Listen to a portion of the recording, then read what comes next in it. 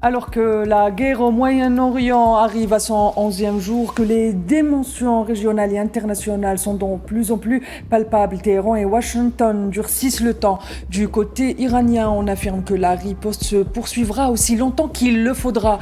Le président du Parlement iranien affirme que l'Iran ne cherche pas un cessez-le-feu et évoque l'optimisation de ses ressources énergétiques, notamment dans le détroit d'Ormuz, point névralgique du commerce mondial du pétrole et des énergies. Du côté américain, l'escalade et les menaces sont à l'ordre du jour. En effet, Donald Trump promet, je cite, d'aller plus loin et affirme vouloir réduire rapidement le potentiel offensif de Téhéran grâce à de nouveaux systèmes d'interception et des frappes de précision. Et face à cette escalade, plusieurs puissances internationales appellent à la retenue. La Chine demande l'arrêt immédiat des opérations militaires, tandis que la Russie affirme que les propositions de Vladimir Poutine pour une issue diplomatique restent sur la table des négociations ou sur la table des propositions. Madame, Monsieur, bonsoir. Merci de nous rejoindre en direct sur Al24 News pour cette édition spéciale consacrée, comme vous l'aurez compris, à la situation extrêmement volatile que connaît le Moyen-Orient depuis le début de l'agression américano-sioniste contre l'Iran. Je le disais à l'instant, il y a de cela 11 jours.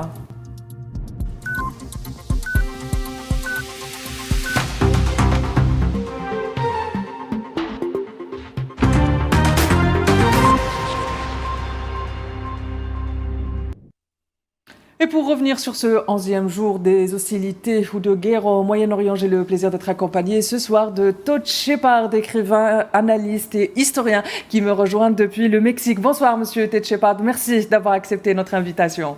Bonsoir, merci pour l'invitation. Merci. Content d'être parmi vous.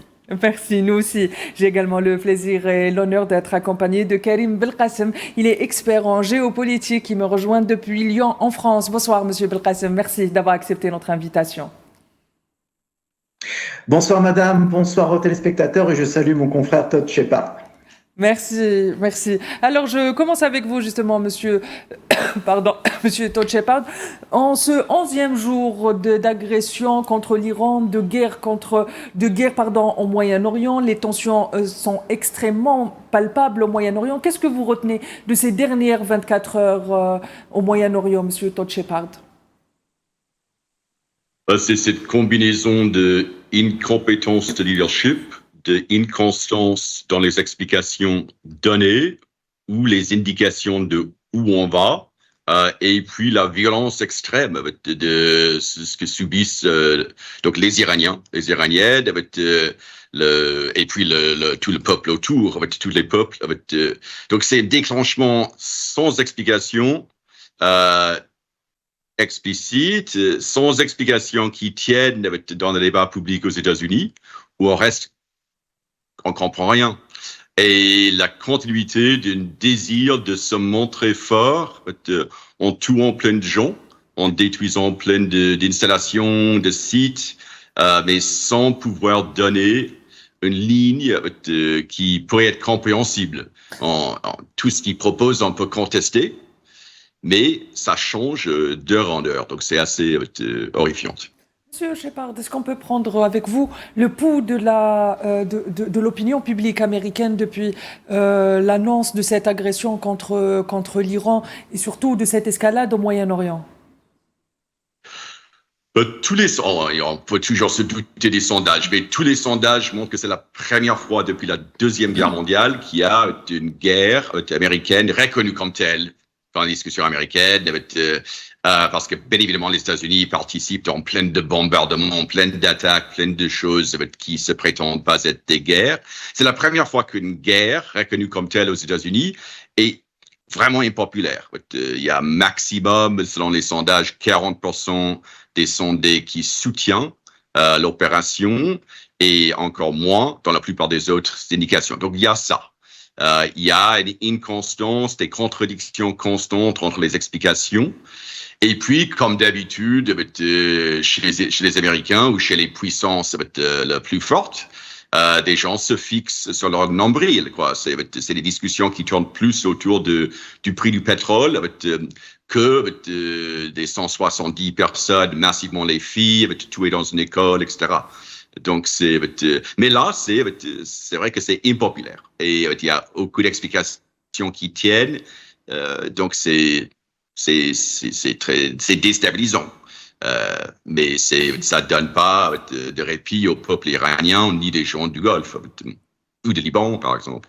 On va aussi revenir sur la situation au Liban. Je viens vers vous, Monsieur Belkacem. Monsieur Belkacem, aujourd'hui, on voit que des deux côtés, d'un côté comme de l'autre, iranien et américain, le temps a été haussé. Le président américain Donald Trump affirme qu'il peut aller jusqu'où il faut, les Iraniens aussi. Il y a le président du Parlement iranien qui affirme que Téhéran refuse toute forme de cessez-le-feu.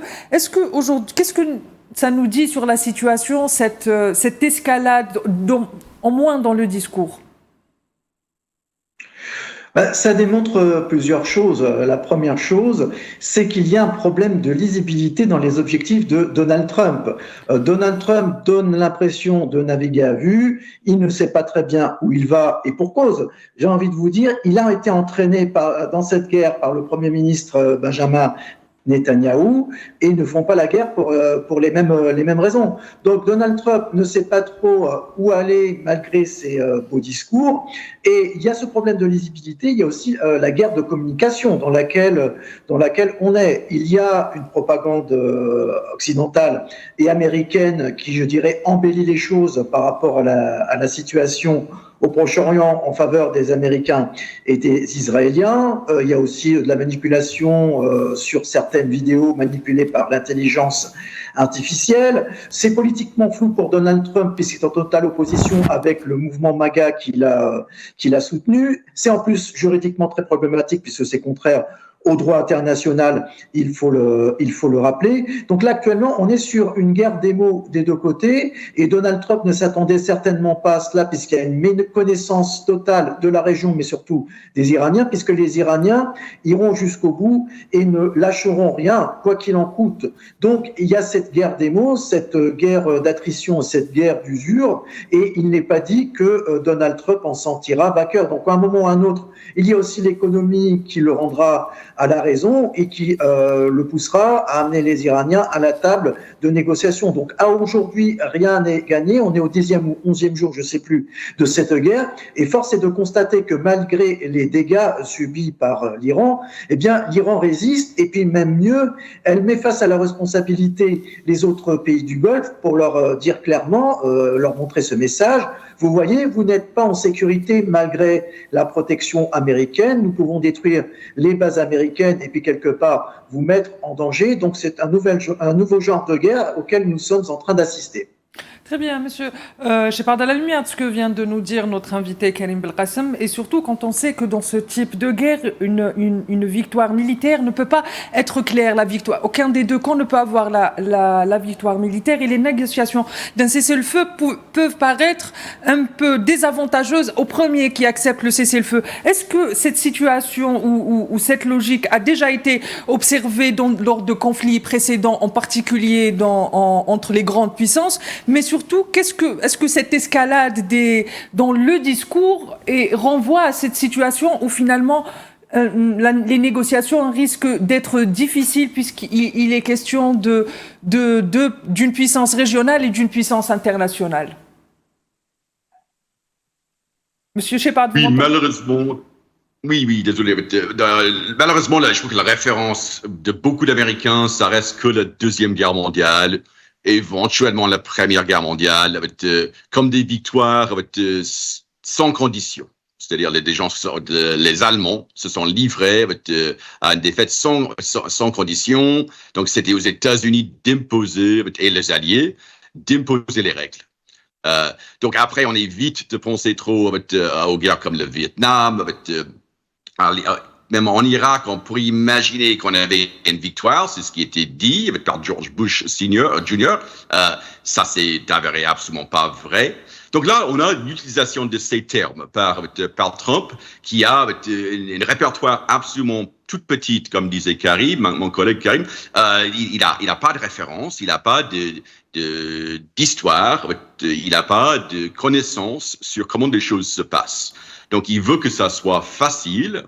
Il se base sur son exemple de Venezuela, il a eu beaucoup de chance dans l'action criminelle au but du droit international de saisir Maduro, de l'extraire de son propre pays.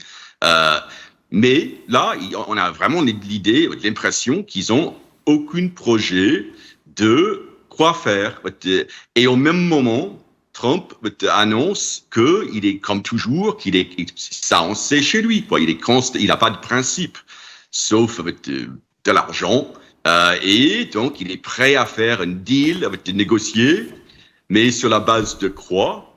Et comme il est incapable de comprendre que les leaders, on n'a pas besoin de les encenser, mais les leaders de la République islamique d'Iran ont des principes chez eux, quoi. Ils vont pas se livrer.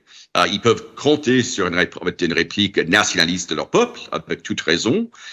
Et donc, ils vont pas simplement se livrer. Ils vont tout faire pour se maintenir. Et lui, il n'arrive pas à saisir ça. Il comprend pas que des gens ont d'autres principes, d'autres valeurs, que d'autres horizons que l'argent. Et donc, c'est très troublant, parce c'est lui qui prend des décisions, presque seul. Très bien. Par ailleurs, le président américain a par ailleurs promis que, je cite, la guerre va se terminer très bientôt. Monsieur Kerim, quand on pense au détroit d'Ormuz et du levier qu'aujourd'hui, du levier stratégique ou de l'utilisation stratégique de ce détroit qui sert à l'Iran, et quand on sait qu'au Venezuela, l'Assemblée nationale a avancé sur la réforme du code minier voulu par Trump, est-ce qu'aujourd'hui le détroit d'Ormuz peut causer une crise énergétique mondiale? Ou est-ce qu'on est déjà dedans? Oui, j'allais justement vous dire qu'on est déjà dans cette crise, puisque le détroit d'Ormuz est l'épicentre, ou je dirais plutôt la conséquence de cette guerre qui dure maintenant depuis une dizaine de jours. Et je rejoins ce qu'a dit mon collègue John Shepard, et il m'en voudra pas de faire cette caricature de l'Américain cow-boy, comme dans les westerns, qui tire le premier, qui envahit et puis qui réfléchit après éventuellement. On est un peu dans cette configuration-là, avec le manque total de connaissances et puis surtout l'incompétence dans les conséquences qui peuvent survenir dans cette guerre.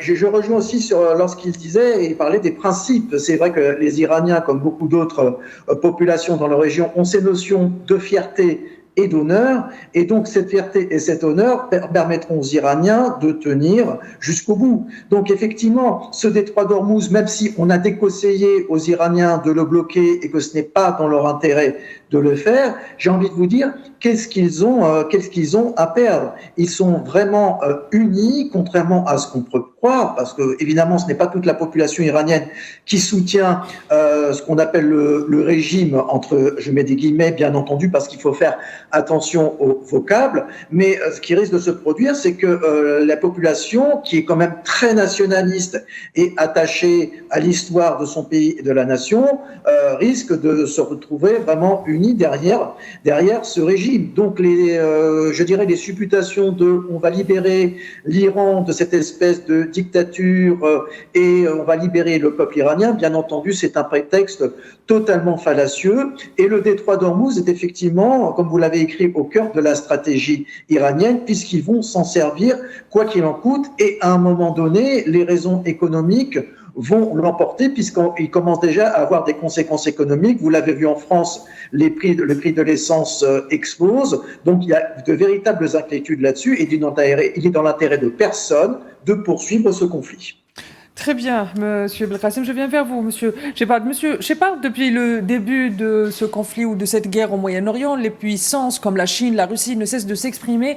Et cette fois-ci, la Russie privilégie dans son discours une affirmation à la nécessité de venir sur la table des négociations, allant presque à se proposer comme médiateur dans ce dossier, ou encore la Chine qui, depuis le début de la guerre au Moyen-Orient, ne cesse d'appeler au respect du droit international et à la souveraineté territoriale de l'Iran. Pourquoi est-ce qu'aujourd'hui ces deux puissances privilégient un discours de calme, un discours d'apaisement et un discours du respect du droit international quand on connaît les relations ou les enjeux que représentent aujourd'hui la Chine et la Russie dans une guerre idéologique finalement avec les États-Unis? Oui, donc on pourrait dire, et je crois que il y a quelque chose, qu'ils sont pour un monde multipolaire, qu'il faut y aller vers ce monde multipolaire dont on parle avec beaucoup d'intérêt, donc de dépasser une situation où les États-Unis dominent le monde, c'est la seule superpuissance. Et on aurait pu penser qu'avec l'arrivée au pouvoir, deuxième mouture, du président Trump, qui se prétendait un peu isolationniste, qui allait se retirer contre les guerres, il se proclamait, il critiquait, avec raison. Clinton ou Harris ou Biden comme des vats en guerre. Voilà. Donc ça, c'est une optique. Il y a le deuxième, bien évidemment, qui est aussi très vrai, c'est les deux pays, la Chine et la Russie, sont très proches de l'Iran, pour des raisons un peu différentes. L'Iran et la Russie sont liés par des accords, pas de défense mutuelle, mais notamment par les échanges d'armes et donc de soutien logistique. On a des suggestions que la Russie donne des indications, partage ses renseignements sur les mouvements américains. La Chine est absolument dépendante, a un énorme besoin du pétrole du Golfe, du pétrole iranien. C'est investi, comme ils ont investi en Israël, ils ont investi à Bahreïn, ils ont investi en Iran.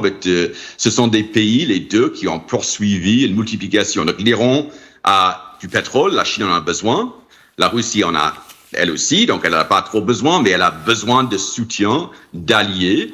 Donc c'est une fois de plus la Russie qui est en train de perdre un allié apparemment, après d'autres pays, après le Venezuela, etc., avec la Syrie, mais qui bénéficie aussi. Donc il y a tellement d'enjeux. Et je crois que c'est possible pour les deux pays, comme d'autres, d'essayer de profiter du chaos. C'est vrai que les États-Unis vont vers une forme d'impérialisme très, très poussée, qui abandonne le système mis en place, qu'on pourrait aussi qualifier d'impérialisme après la Deuxième Guerre mondiale, mais pour aller vers une forme d'impérialisme qui est à la fois classique dans les théories libérales. Les leaders américains pensent que c'est à eux de décider pour tous les autres, ils ont le plus de pouvoir, donc pourquoi pas eux? Et puis deuxièmement, un peu marxiste, il veut saisir toutes les richesses de ces pays.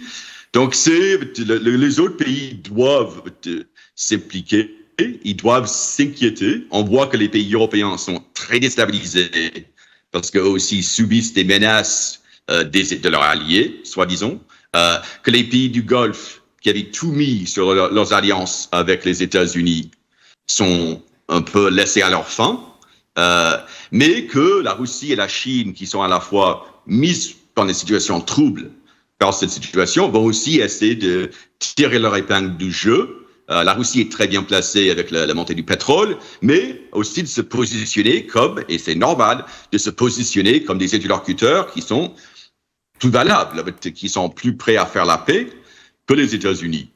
C'est assez impressionnant. Très bien. Monsieur Karim Belkacem, à la lumière de ce que vient de nous dire Monsieur Techia, de ce que finalement on est en train d'assister aujourd'hui en Moyen-Orient à une logique de guerre froide entre les puissances, qu'elles soient les puissances du bloc des BRICS ou encore les puissances occidentales, et le tout sous forme d'influence géopolitique et du marché énergétique. Bien entendu, on est en plein dedans, parce qu'une des hypothèses aussi de cette guerre contre l'Iran, c'est une stratégie américaine globale.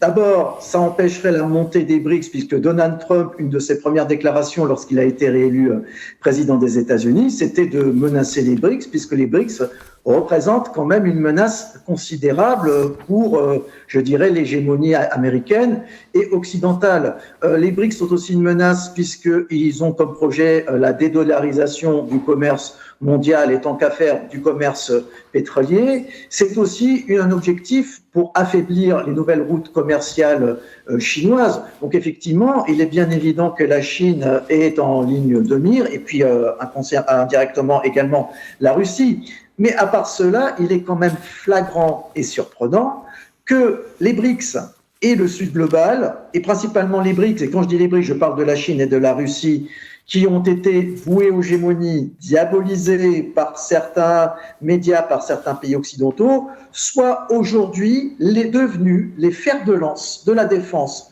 du droit international, du droit des peuples à disposer d'eux-mêmes, qui étaient des valeurs défendues par certains pays occidentaux comme la France, rappelons-le. Donc, c'est leur message, et le message qui est porté par les BRICS et le Sud global, c'est de dire nous ne faisons plus confiance aux pays occidentaux, donc il faut trouver un nouvel ordre mondial pour défendre les peuples, et puis il y a évidemment tous ces intérêts économiques qui sont à défendre. Donc une des conséquences de cette guerre, ça ne pourra être que le renforcement des BRICS, puisque les pays occidentaux n'inspirent plus confiance. Le message qu'envoient les pays occidentaux, et là principalement on parle des États-Unis et d'Israël, c'est de dire, ben voilà, on fait ce qu'on veut, c'est la loi du plus fort qui prime, on s'en fiche du droit international, idem pour l'avis du Congrès américain. Donc c'est une image des pays occidentaux désastreuse, et malheureusement pour l'Union européenne qui envoie une image d'impuissance, voire de servilité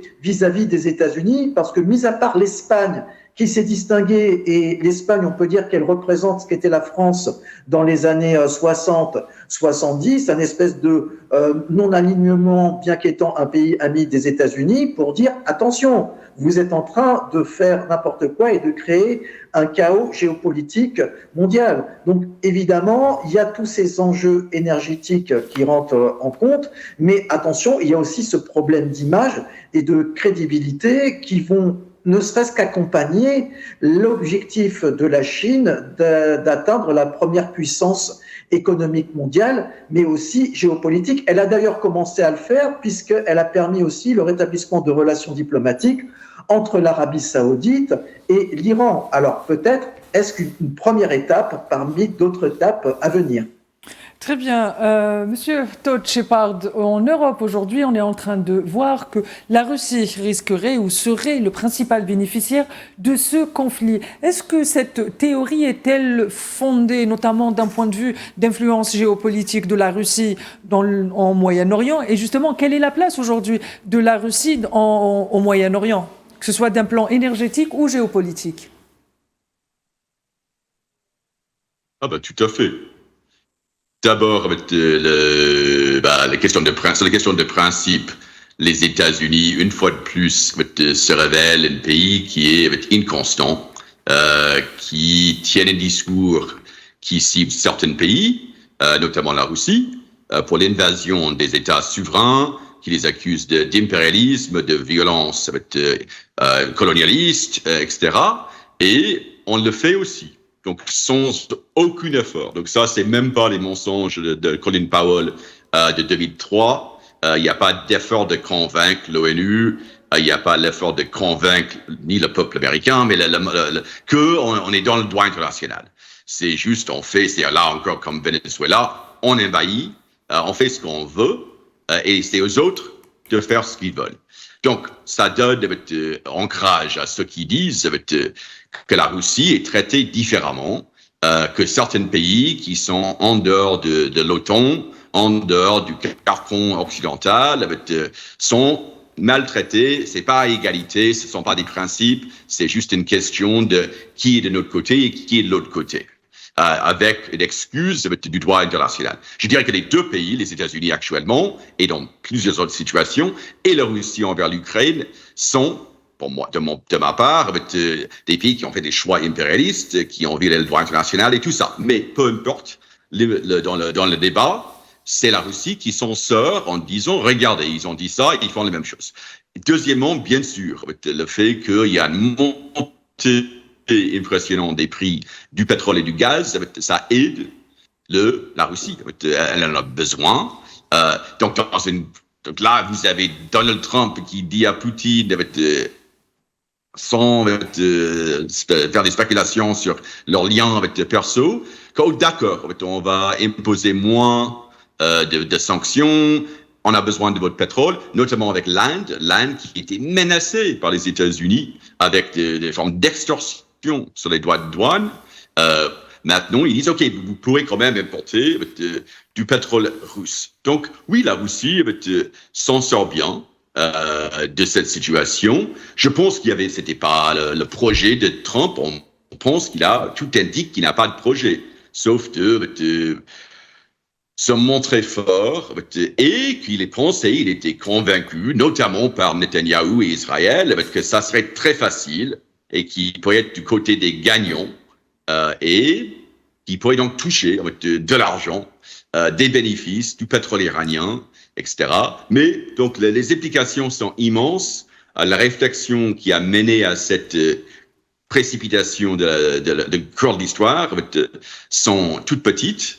Donc c'est un peu le décalage entre l'absence de réflexion, l'absence d'explication du côté des agresseurs, Israël et les États-Unis, au moins les États-Unis, parmi les agresseurs, et puis les implications multiples partout dans le monde, en Europe, en Asie, notamment dans le Golfe, au Liban, partout dans le monde. Très bien, monsieur Todd Shepard, très chers téléspectateurs. On se retrouve tout de suite après ceci.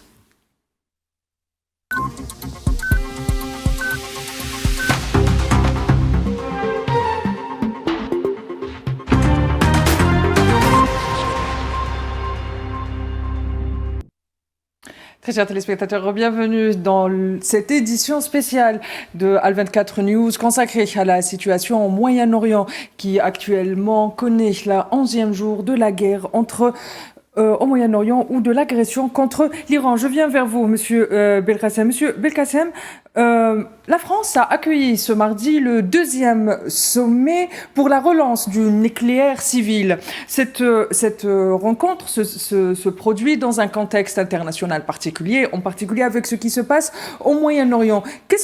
Comment on peut interpréter ce sommet, mais surtout le thème de ce sommet, la relance du nucléaire civil ? Il y a plusieurs manières de l'interpréter. Alors, il faut l'interpréter au sens de la politique nationale française et la politique internationale. Alors, le nucléaire français a toujours été le fer de lance de la France depuis le général de Gaulle. La place du nucléaire français est plus ou moins menacée par l'Allemagne. Il y a plein de divergences entre les Français et les Allemands, enfin sur plein de sujets, dont celui-ci. Il faut quand même rappeler que l'Allemagne pousse la France à céder son siège aux Nations Unies afin que son siège soit représentant de l'Union européenne et non pas de la France.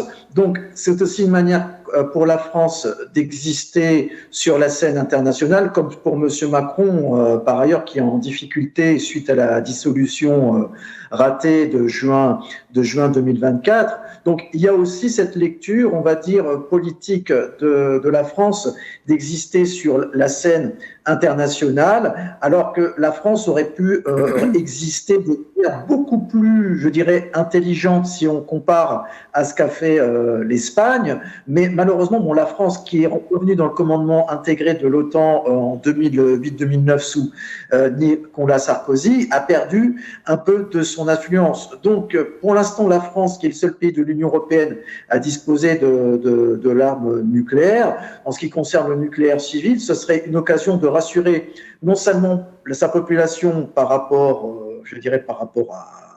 à son emploi, mais il y a aussi le fait que la France serait disposée à le partager avec d'autres pays européens. Donc ça revient à se poser la question de savoir mais où serait la place de la France à l'avenir au sein de l'Union européenne et même sur l'échiquier géopolitique mondial. Donc le message est de dire, voilà, nous sommes en train d'exister, nous essayons d'avoir encore la main sur ce sujet, d'exister sur l'échiquier international. Vous avez vu aussi que M. Macron a tout de suite réagi lorsque le Liban a été attaqué par Israël. Rappelez-vous, en 2020, lorsqu'il y a eu cette explosion à Beyrouth, M. Macron s'est immédiatement déplacé à Beyrouth. Certains lui ont reproché, lui ont dit, mais attendez, le Liban n'est plus sous protectorat français. Et puis il y a eu de belles promesses qui n'ont pas forcément été suivies des faits. Donc il y a une tentative, je dirais, désespérée d'exister sur l'échiquier mondial par rapport à ce sujet du nucléaire civil.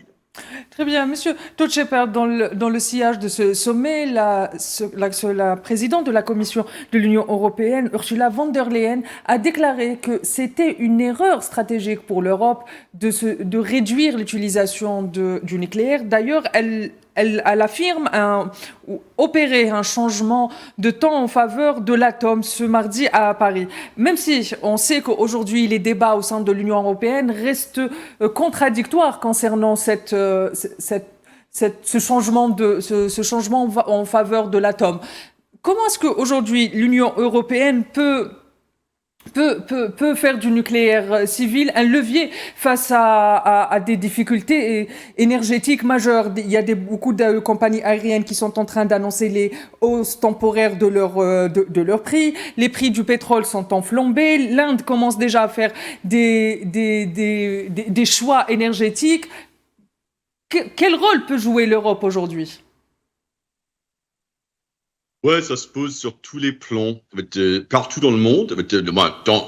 Dans mon pays, aux États-Unis, par exemple, on a une croisade menée par le président Trump et ses alliés contre les énergies renouvelables pour des raisons qui sont incompréhensibles, disons. Au même moment qu'on a, nous, les États-Unis, on a développé une énorme force de l'exploitation du pétrole et du gaz. Donc, on pensait immédiatement après l'invasion de l'Iran, les attaques, c'était on va bénéficier les États-Unis parce qu'il y a des énormes bénéfices qui pourraient être engrainés par les États-Unis, à la fois les industries d'armes, mais aussi on imaginait l'industrie du pétrole, du gaz. Ça s'avère plus compliqué, mais donc ici c'est un peu partout. Donc voilà, on va détruire les énergies renouvelables qui sont le futur. On en a assez peu sur le nucléaire, mais on va bénéficier donc de quelque chose, le pétrole, le gaz. En Europe, on comprend qu'il y a un désir, donc il y a cette même campagne de peu populiste d'extrême droite qui cible tout ce qui est énergie renouvelable, comme du libéralisme, des gens qui se disent un peu de barbecue à l'ancienne, du hippie. Et puis, la réalité des menaces russes et du non-contrôle de l'Europe de ses ressources pétrolières et gazières.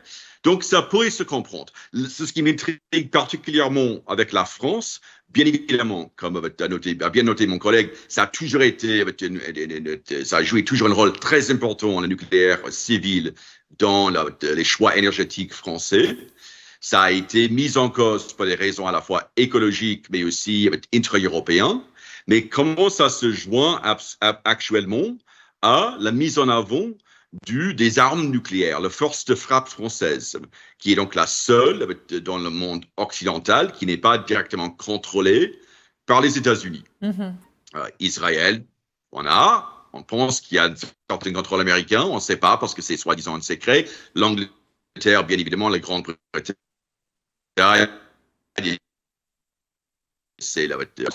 donc là, ça fait 10 jours que Macron a aussi proposé d'étendre le bouclier nucléaire français aux pays européens. Et je peux dire dans la presse anglophone, notamment britannique, c'était vu comme quelque chose de assez important, assez impressionnant. Donc de jouer avec le nucléaire à ce moment, c'est une des seules cartouches disponibles pour Macron. Et qu'il utilise, c'est-à-dire d'autres formes d'affirmation de la souveraineté française qui sont réduites, comme a bien dit mon collègue, envers l'OTAN, mais qui restent donc l'héritage, disons, gaullien, mitterrandien de souveraineté envers les États-Unis. Ça a du vent en poupe. Les pays, l'Algérie par exemple, qui ont toujours insisté sur leur propre souveraineté, qui pourraient faire leur choix, on voit qu'ils ont peut-être fait la meilleure décision. Donc, oui, le nucléaire, c'est comment ça va jouer sur la scène européenne, étant donné les questionnements, notamment en Allemagne, où on pensait, là, il y a eu une petite élection régionale la semaine dernière, et on pensait que l'antinucléaire, le rejet des mesures contre, disons, environnementales, les choix pro-vert, pro-environnemental, allaient mener à la perte du Parti des Verts. Ça ne s'est pas avéré. Donc, des gens restent capables de décider comment ils vont voter ou comment ils vont évaluer les choix sans se soumettre simplement à des discours populistes. Mais c'est vrai qu'actuellement, l'idée de tourner soit vers le gaz, vers le pétrole, soit vers le nucléaire attire beaucoup plus que ça fait quelques années où on allait tous j'espère, on y pensait au moins, la fin du nucléaire, la fin vers un monde qui dépasse le pétrole, etc. Donc c'est, une fois de plus, on est dans un moment de confusion où il y a très peu de leaders, très peu de gens qui disent des choses qui pourraient unifier. Je ne sais pas si le nucléaire en fait partie, mais Macron, il cherche désespérément de s'imposer. Il a perdu tellement de crédit sur plein de plans que ça se comprend qu'il cherche à proposer quelque chose. Très bien. Monsieur Kassem, à la lumière de ce que vient de nous dire Monsieur Todd Shepard, est-ce que vous partagez l'avis de Todd Shepard concernant la position française aujourd'hui? Est-ce que Macron est en train de jouer une dernière carte pour tenter de sauver ce qui reste de son mandat, que ce soit sur le plan interne ou international? Monsieur Belkacem, vous me recevez? Oui, oui, bien entendu. Excusez-moi. Oui, oui, tout à fait. C'est une des dernières cartes qu'il est en train de jouer, puisque son deuxième mandat a été un échec, puisque lorsqu'il a été élu, il a été incapable de former un nouveau gouvernement pendant au moins un mois. C'est Madame Borne qui a été désignée Premier ministre. Il y a eu une instabilité gouvernementale qui prédomine depuis 2 mois. Monsieur Macron est très, très critiqué aussi bien pour sa politique nationale que sa politique à l'international. Le nucléaire reste le fer de lance de la politique étrangère française, c'est ce qui fait aussi la réputation française, qui fait aussi que la voix de la France reste, on va dire, un petit peu audible, même si elle est malheureusement en déclin depuis une vingtaine d'années. J'ai envie de vous dire, depuis le refus de Jacques Chirac de suivre les Américains dans la guerre en Irak, en 2003, où il y avait une diplomatie française indépendante, même si alignée avec les États-Unis. Donc la politique étrangère française manque cruellement de lisibilité comme sa politique économique. Donc c'est un peu le nucléaire, j'ai envie de vous dire, c'est le dernier rempart de ce qui reste de la politique française. Donc si jamais ce savoir-faire se dissout dans l'Union européenne, on peut assister vraiment à une dissolution de la France dans cet ensemble. Donc effectivement, il joue sa dernière carte sur ce sujet à l'échelle de l'Europe, mais est-ce que le président de la République française est audible encore aujourd'hui à travers l'Union européenne? Parce que n'oublions pas que vous avez des pays comme l'Italie et la Pologne qui prennent de plus en plus d'importance sur le plan économique et stratégique. Il ne faut pas oublier que la Pologne vient d'intégrer le G20 puisqu'elle connaît une croissance économique ininterrompue depuis pas mal d'années. L'Italie, avec la stabilisation gouvernementale de Giorgia Meloni et sa politique qui a produit des résultats, ils avaient un déficit budgétaire de 6,5%, ils sont revenus aux alentours de 3% en un an. En France, on est encore à 5,4%. Donc, j'ai envie de vous dire, la concurrence est vive et vous avez vu le rapprochement récent entre l'Italie et l'Allemagne qui se fait au détriment de la France. Les relations franco-allemandes sont détestables au plus haut point actuellement. Donc, il y a la place de la France qui est en jeu. Donc, M. Macron se démet tant bien que mal pour maintenir cette espèce de leadership français. Mais malheureusement, le couple franco-allemand ne veut plus rien dire. Et d'ailleurs, est-ce qu'il a déjà existé, puisque en France, on en tient davantage compte qu'en Allemagne, puisqu'en Allemagne, on considère que c'est un partenariat parmi tant d'autres, mais il a une valeur très, très exacerbée en France. Donc voilà, c'est évidemment non seulement la survie du bilan de M. Emmanuel Macron, mais je ne pense pas que c'est avec ces initiatives qu'il va sauver son mandat. Et n'oublions pas qu'il vise aussi un poste à la Commission européenne dans le futur. Il a appelé un autre destin, selon lui. Très bien, Monsieur Todd Shepard. Aujourd'hui, à la lumière de ce que vient de nous dire Monsieur Belkacem, on voit que l'Union européenne est en mal d'unité. Monsieur Belkacem nous a fait un très bon exposé des relations ou des changements de pragmatisme, des changements de ligne ou d'alignement aujourd'hui en Europe. Depuis la guerre en Ukraine, l'Europe n'est plus l'Europe des 27 telle que historiquement ou telle que présentée dans le récit historique. Aujourd'hui, avec cette guerre au Moyen-Orient, qu'est-ce qui risque de se passer dans les relations européennes? Qu'est-ce qui risque de se passer dans le camp occidental, surtout, entre les États-Unis d'un côté et de l'autre, une Union européenne qui n'est pas si alignée que ça sur les États-Unis d'Amérique?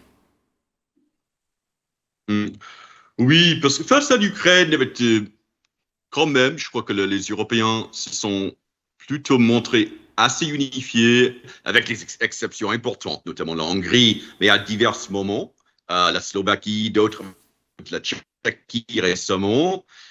C'est ce qui était le plus choquant pour moi, comme nous tous, je crois, c'est la réponse européenne et notamment française face à ce que les Israéliens ont fait au Gaza, continuent de faire en Cisjordanie, continuent de faire en Palestine en général, continuent de le faire dans la région, c'est-à-dire un déchaînement, un avant-précurseur de ce qui fait les États-Unis, de impérialisme déchaîné et de massacre des civils, sans aucune.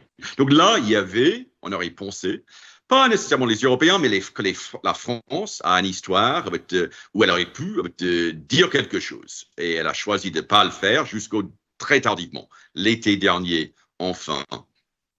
Donc là, on a des distinctions fortes avec l'absence des principes de base comme référence. L'Europe ne peut pas se présenter comme le défenseur du droit international. L'Europe ne peut pas. Donc elle essaie envers la Russie, mais elle se montre divisée face à ce qui se passe maintenant, et incapable et incompétente et absente moralement et politiquement sur la question de Gaza, qui est fondamentale. Donc, comment ils vont se trouver? Donc après, il y a cette pression de Trump et puis la reconnaissance de beaucoup de leaders européens qu'il faut avoir une politique de défense, il faut avoir plus d'armes, il faut avoir les capacités de se protéger elle-même. Est-ce que c'est bien pour le monde? Je ne sais pas, mais ça a une possibilité, le choix de l'Allemagne par exemple, de commencer de s'endetter pour financer des achats d'armes. C'est un changement depuis la Deuxième Guerre mondiale et ça pourrait donner des possibilités. Mais comme a très bien dit mon collègue Karim, c'est le rapport entre les Allemands et les Français, ça reste très compliqué. Et c'est absolument pas clair où ils vont. Il n'y a pas de liste des Européens qui est solide. Merz prétend le jouer en France, mais regarde, il a jeté par-dessus du bord avec Sanchez quand il était face au Trump. Donc, c'est-à-dire que Trump a attaqué l'Espagne pour juste avoir rappelé les principes de base du respect, d'abord entre pays, et deuxièmement du droit international envers ce qui se passe en Iran. Il était attaqué en direct par le président Trump avec Merz, le chancelier allemand, à ses côtés. Et Merz a un peu rigolé, il a rien fait. Donc, il n'y a pas d'alliance ou de soutien mutuel entre les leaders européens.